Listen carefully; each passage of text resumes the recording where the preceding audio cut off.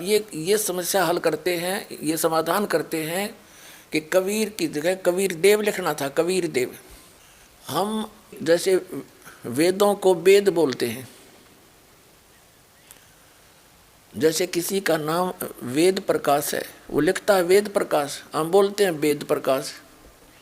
तो ऐसे ही हम वेदों को वेद बोलते हैं और कबीर को कबीर बोलते हैं, कबीर को कबीर। तो ये सिद्ध करते हैं कि जहाँ कवि लिखा है ना अपसर्ग लगा के, तो बुद्धिमान व्यक्ति जो परमात्मा से परिचित है, दात्म ज्ञान से परिचित है, वो यदि अनुवाद करेगा तो यहाँ लिखेगा कबीर देव।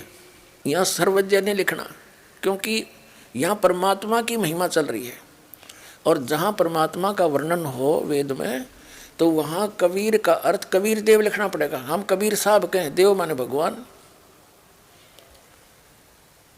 जिस प्रकार इन्होंने यजुर्वेद के अनुवाद में किया है वो दिखाते हैं। देखिएगा, ये यजुर्वेद है, हमने ऋग्वेद रख दिया, अब यजुर्वेद में दिखाते हैं।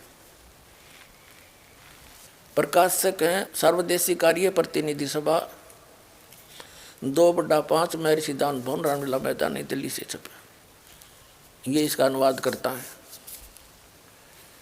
मुद्रक हैं Prince offset printers 1510 Pataudi house Daryaganj नई दिल्ली से।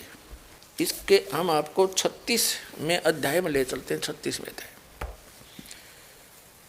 ये अध्याय 36वां 63 अध्याय।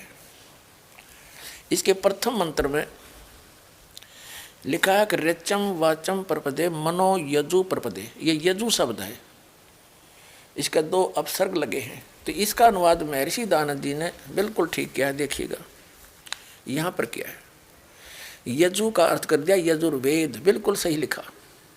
यदि इस शब्द का अर्थ कर देते तो कैसे जानते कि यजुर्वेद के बारे में कहा ये। ठीक इसी प्रकार जहाँ पर वेदों में परमात्मा की महिमा हो तो वहाँ लिखना पड़ेगा कि आप कबीर देव हैं। सर्वज्ञ कोई कवि सर्वज्ञ हुआ आज तक?